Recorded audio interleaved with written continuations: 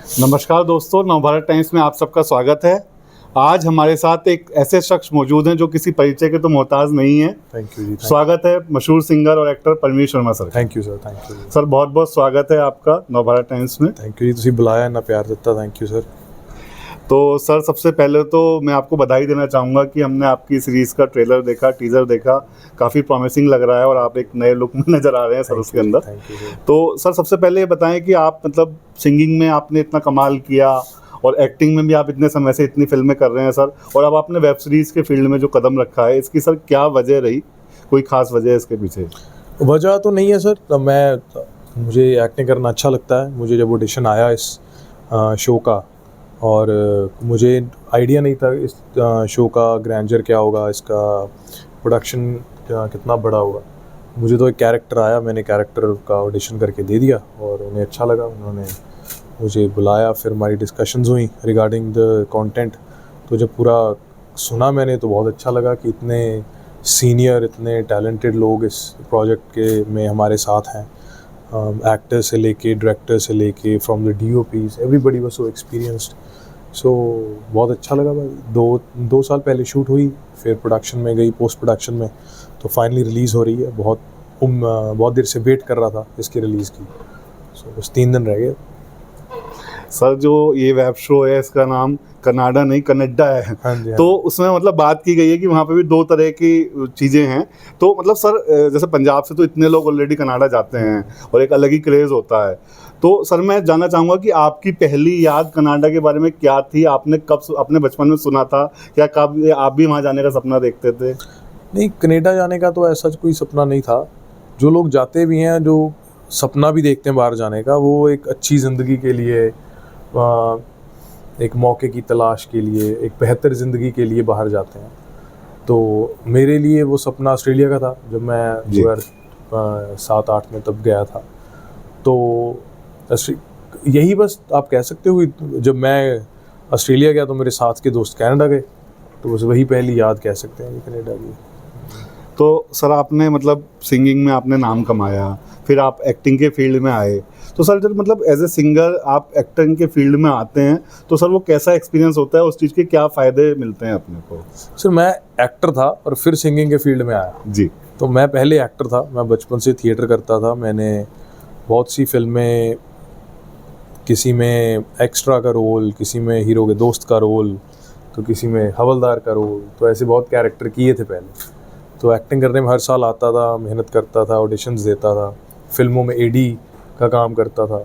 लेकिन एज एक prominent character की अपॉर्चुनिटी नहीं मिली।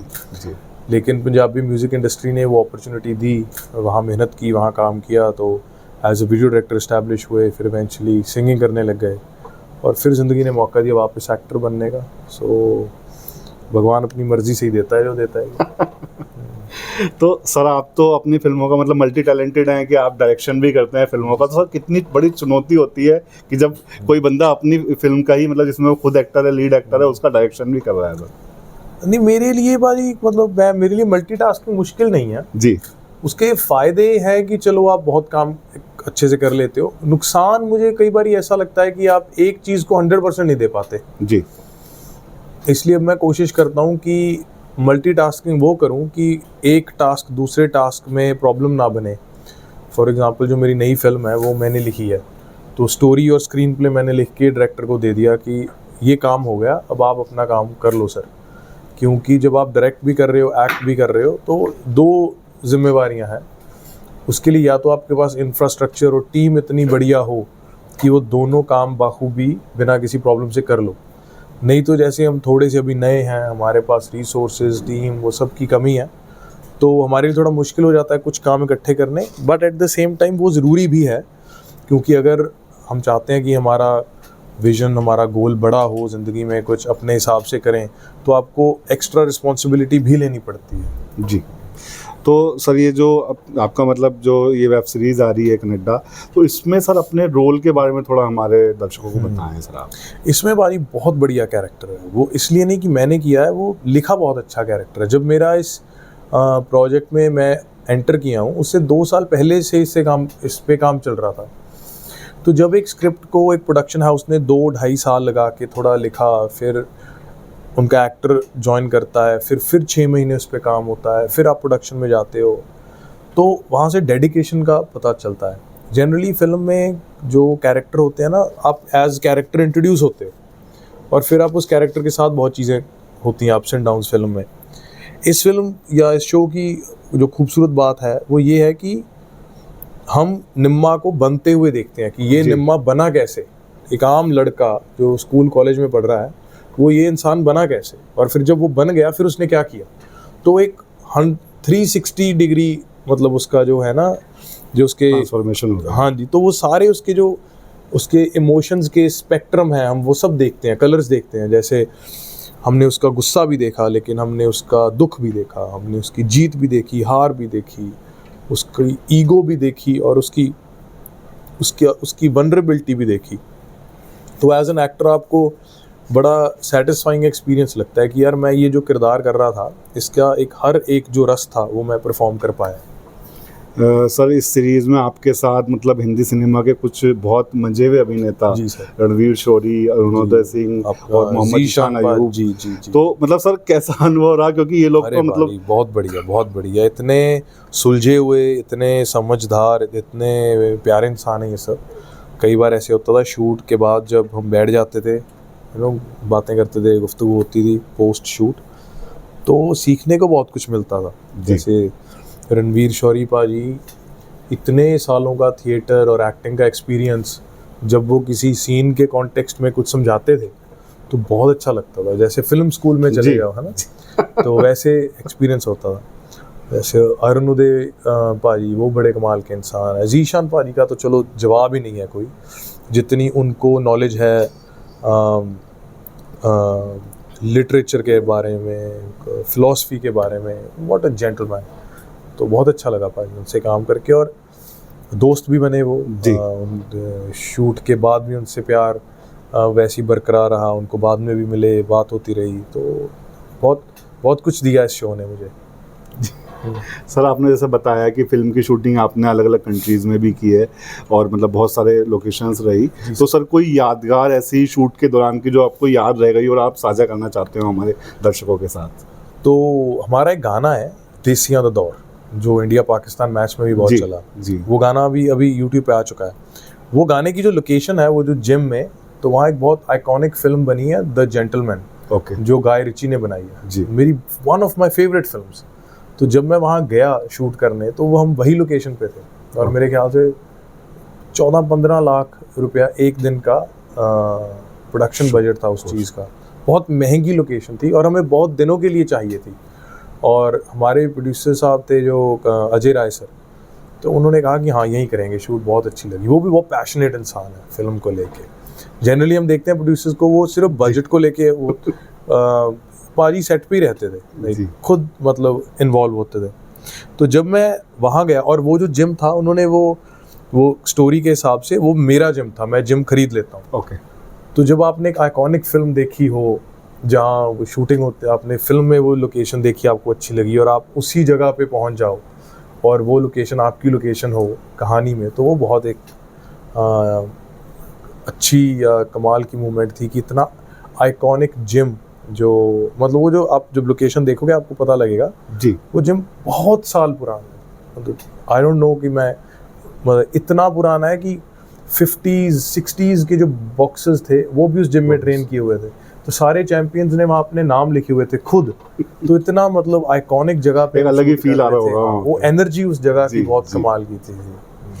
तो सर आपने मतलब सिंगिंग में भी अच्छा काम किया, एक्टिंग में भी आप टैलेंट दिखा रहे हैं सर, तो आने वाले दिनों में मतलब किस तरफ रह जाएंगे या दोनों तरफ वो रहेगा? पाजी अभी तो जिंदगी बड़ी खूबसूरत चल रही है, टचवुड जी। कोई जल्दबाजी नहीं है, कोई काल होंदी है ना, मैंने पता नहीं हिंदी की कहते ने काल नू, कि कोई ऐसे नहीं है कि बस ये करना है ये करना है।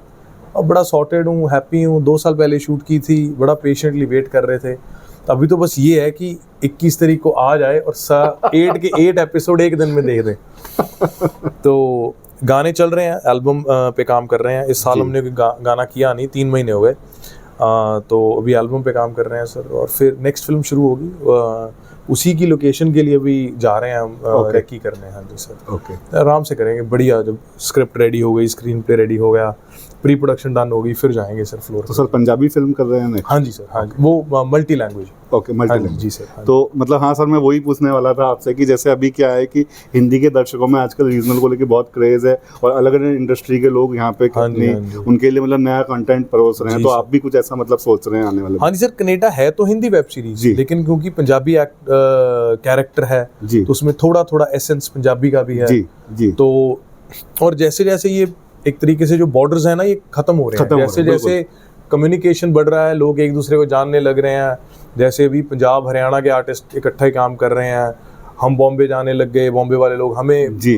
तो वो धीरे धीरे कम्युनिकेशन जैसे जैसे बढ़ता जाएगा, वैसे वैसे एक दूसरे के कल्चर को और बेटर अंडरस्टैंड करेंगे और कंटेंट शेयर होगा। जी। तो I think we are heading towards a very beautiful space, I feel. हाँ जी। आप सर हिंदी फिल्में भी देखते होंगे? हाँ हाँ जी, हिंदी फिल्म कौन सारी सी देखी सर आपने लास्ट? वेब सीरीज देखदा भाजी, मैं थोड़ा वेब सीरीज में ज़्यादा प्रेफर करदा। फिल्म केड़ी देखी भाजी रिसेंटली? मैं फिल्म दसदा, मैं कंट्रोवर्शियल हो जाऊंगा। वो फिल्म देखी एक मैंने, लेकिन उस पे आजकल मीम बहुत बन रहे हैं, ओके तो इसलिए नहीं। मैं जी। छावा नहीं देख पाया। अच्छा छावा मैंने नहीं। छावा देखनी है, मैं विकी भाजी को मिला कुछ दिन पहले जी जी और मैंने उन्हें बधाई भी नहीं दे सका क्योंकि मेरे ध्यान में नहीं रहा। उनको देख के कि आला वीरे गलबात जी हुई तो भुल गया कि वीरे ने बधाई देनी सी। लेकिन मेरा भाई देख के आया और वो उसने बहुत तारीफ की उसकी, जी और उसका बिहाइंड द सीन्स भी मैं देखता रहता हूँ। वो नहीं मैं देख पाया, वो मुझे एक बहुत आप कह सकते हो कि वो मिस हो गई। लेकिन I am excited about that film, I am very happy कि इतनी कमाल की आइकॉनिक कहानियाँ बन रही हैं। जी। नहीं सर, आपने भी बहुत मतलब कमाल का काम किया है। पीछे मैंने देखा आपने सिंघम को भी मतलब पंजाबी में आपने प्रेजेंट जी, किया जी, था सर। इस तरीके का। तो सर आप मतलब अगर आप हिंदी में जैसे आप कह रहे हैं कि बॉर्डर्स ख़त्म हो जाएंगे धीरे धीरे, तो आप हिंदी के लिए किस तरह का कंटेंट लाने का आप सोचेंगे अगर आपको मौका मिले तो? भाजी कंटेंट से मुझे लगता है कि कैरेक्टर बहुत मेरे लिए इम्पोर्टेंट होता है। कि फॉर इंस्टेंस मेरा मन ये नहीं है कि बस मैं ये हीरो वाली फिल्म करूं या मैं रोमांटिक फिल्म करूं या एक्शन फिल्म करूं। ये मुझे जॉनर स्पेसिफिक फिल्में का मुझे समझ नहीं आता। मुझे लगता है कि एक वर्ल्ड हो, एक जस्टिफिकेशन हो वर्ल्ड की, एक स्क्रिप्ट कंप्लीट संपूर्ण कहानी हो, उसमें फिर कैरेक्टर आपका कुछ भी हो, तो नेगेटिव हो, पॉजिटिव हो, भाई हो, दोस्त हो, कुछ भी हो, लेकिन वेल रिटन हो। जी। तो मुझे बस ऐसा है कि कोई भी मुझे काम करना अच्छा लगता है, वो एज अ जिस मर्जी पोजीशन पे हो, लेकिन I still want to be कि छाप छोड़ के जाओ सर, है ना। भले ही काम आप स्क्रीन पे थोड़ी देर के लिए आओ, लोगों को याद रह जाओ। नहीं तो बहुत लोग आते हैं एज हीरो आते हैं, लेकिन फिल्म नहीं याद रहती, तो उसका फ़ायदा नहीं है मुझे लगता है। बहुत बहुत धन्यवाद सर हमसे बात करने के लिए। बहुत बहुत शुक्रिया। Thank you. शुक्रिया।